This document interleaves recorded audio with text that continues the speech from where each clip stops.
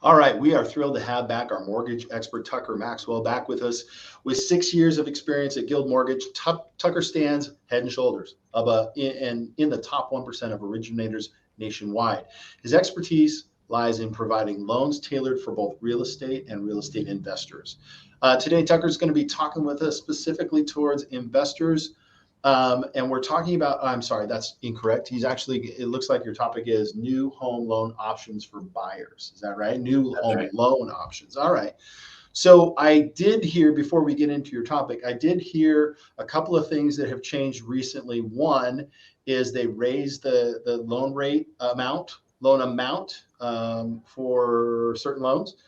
You could explain that. And the other one was that they're looking now at opening up more options for down payment assistance. So Yep. before we get into our topic, do you want to address those two things?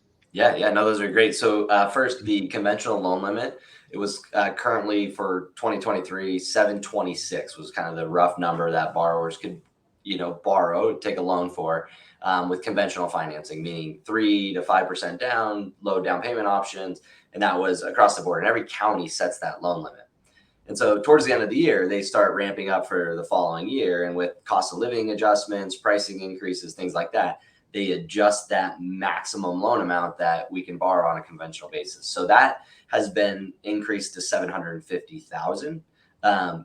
We'll get some official number. It won't be 750. It'll be 749, 950 or something like that once the FHFA releases it. But right now, all of us lenders said, hey, if you want to borrow up to 750,000, we'll let you do so now. And then we'll deliver that loan after the new year. Gotcha. So that basically means that in 2024, that your 3% of what, right? Because a conventional loan, the minimum down is 3%. Is that right? Correct. Yep. Yeah.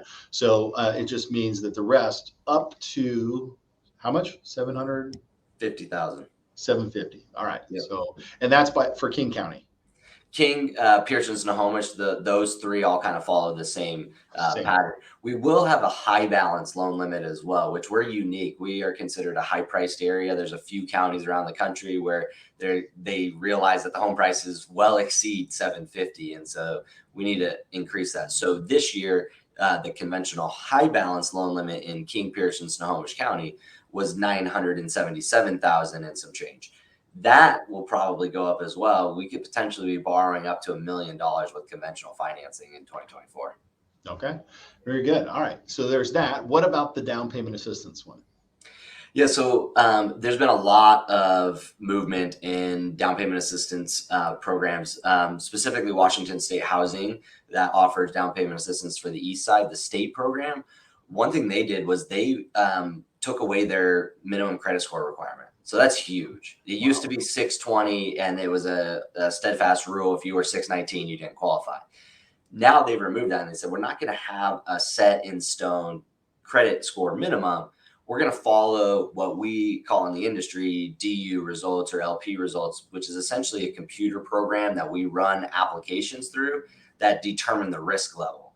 And as long as the computer software says this is a good borrower, we're comfortable with the risk, and issues an approval, we can now do a loan for them, which is super helpful. So think of a brand new buyer, hasn't established a lot of credit, doesn't necessarily have bad experience with credit, just hasn't had time to really develop that score. They're now going to be able to get in with a 580, 590 credit score, no problem. Okay, so that's great. So based on all of that, obviously, what are the new programs for home buyers? Yeah, so the biggest one that I think we should be aware of is FHA's zero down program. So with the Chenoa Fund, FHA is now saying you don't even need a down payment, and that they will grant you this down payment, and it's forgivable over time. That as long as you stay in the home. What fund? Chenoa. Chenoa. Is that an acronym or is that named after somebody? I'm not really sure. Okay. I didn't dig into that. I thought it was a tribal word. Yeah. I'll write that down. But it's basically a fund that is making that down payment for is this for anybody, any location? Tell me more. Yeah, it's nationwide. Any participating lenders that participate with FHA and the Chenoa Fund, there are some uniqueness to it. We have to qualify them, and there's some other factors, but what they're trying to do is eliminate the barrier to home buying based on needing funds to get in the door. So if we can prove you have good income, you qualify, you're going to make the payment. Let's help these people buy today and not worry about down payment funds. Oh, that's very interesting. I guess considering that the actuaries kind of see how appreciation has happened over the years, somebody in a home is better than nothing, right? Exactly. That's Okay. exactly right. It's an appreciating asset, even if they walk away in default, where the banks are comfortable with taking back that and being able to sell it for more than what they've lent. Okay. So what about programs that are available for people with just ITIN or without a social security number? Yeah, so this is a big one too. ITIN or ITIN is kind of what we call them.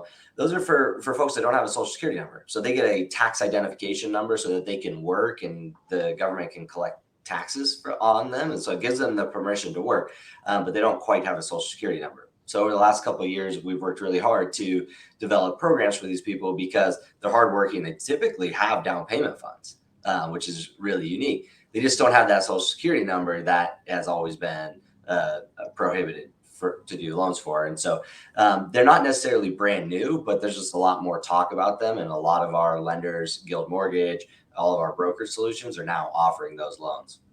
Okay. So what's the typical makeup of a buyer that doesn't have a social security number but has this ITIN? Usually really loyal work history. So these are hardworking, typically blue collar folks, great savings.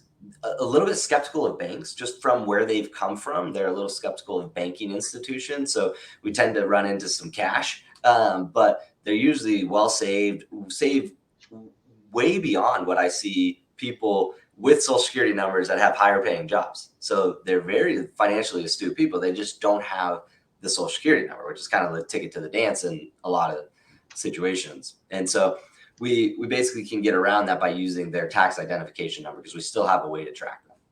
Okay. All right. That's interesting. And then last question.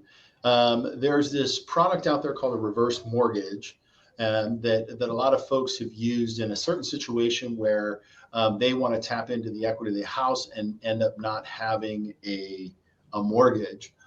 Is there an ability to also buy a new home using that product?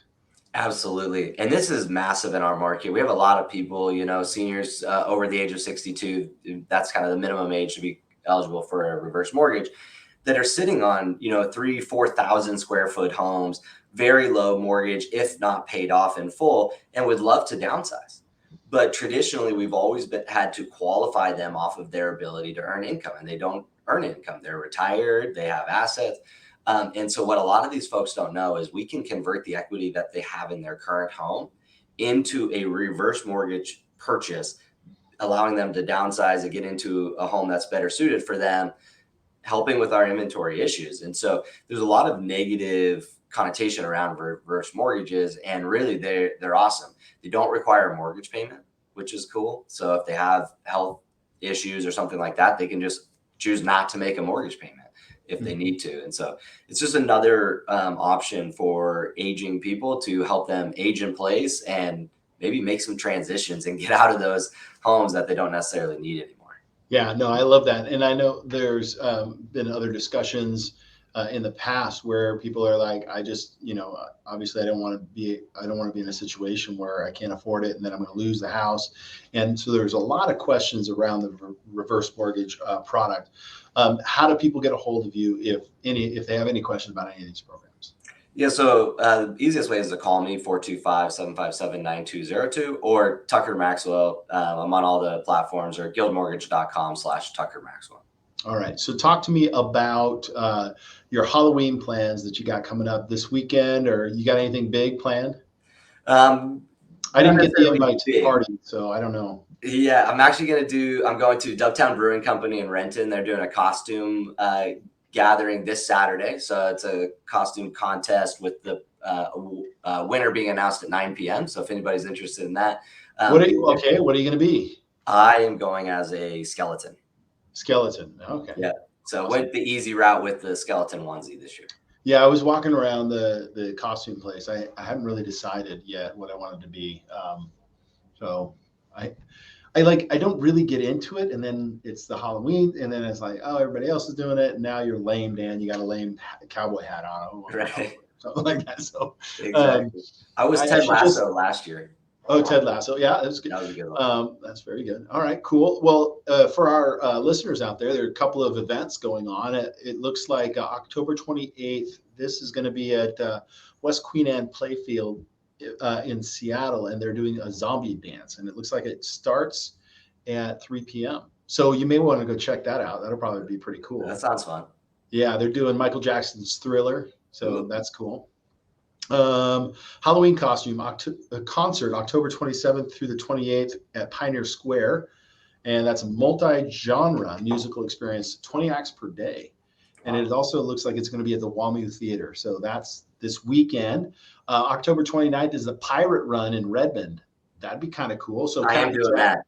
What's that? I am doing that run. Oh, you're doing that? Okay. Yep. Are you going to do the 12K?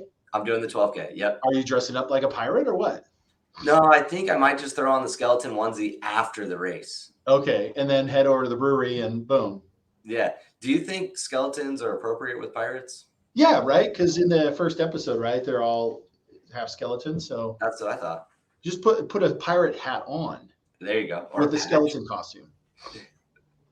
All right. Well, I hope you all have a good, safe, happy Halloween. We will see you guys back here at the next. Tucker, thanks for coming on. Always great information. And if you need any help with buying or selling or investing in real estate, reach out to us. We appreciate you watching.